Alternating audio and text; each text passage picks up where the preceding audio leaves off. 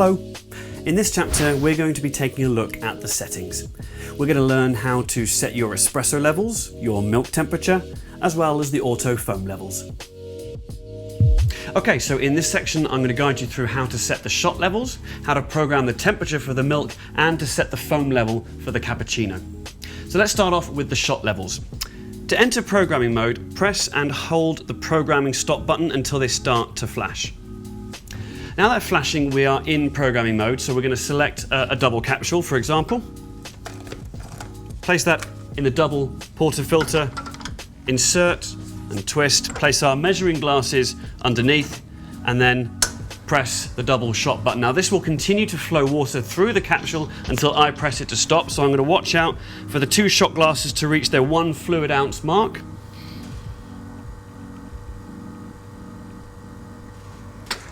And then I'm going to stop the machine like that. Now that has now set that level for that button.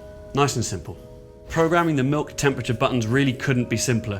First of all, you will need a milk pitcher, a calibrated thermometer, and some fresh milk ready to use.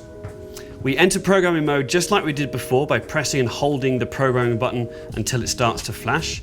And then we switch to the button that we want to calibrate and press that.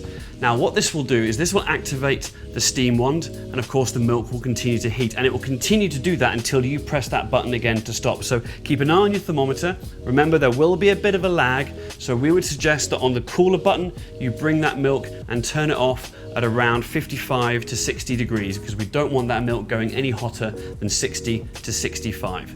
Save that extra hot setting for the extra hot button. And again, with this one, we wouldn't recommend you go much beyond 70 to 75, because at this point, you actually start to caramelize and burn the sugars in the milk, causing a slightly off acrid smell, which we don't really want.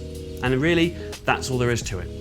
Okay, so lastly, to set the air compressor, which will adjust how much or how little foam you get for your cappuccino, we just need to get inside the top of the machine. Nice and easy, we're going to lift off this cover here. There are 4 bolts around, obviously I've removed 3 of them already, and that means we can just pop off this section. And again, 4 Allen key bolts here. I've done 3 of them already. I'm just going to remove the final one. Now there is a small tube attached to the base of this plate, so we can't lift it off entirely, but we can just pull it up enough to twist it round and reveal this brass valve here. Now this valve, when closed, obviously won't let any air through the compressor, and your milk won't stretch at all. So finely tune it by opening that valve up ever so slightly to increase the volume of your milk. And then it's just a balancing act between how much or how little foam you want for you or your customer's cappuccino. And there we have it. That is how to set the valve for your cappuccinos.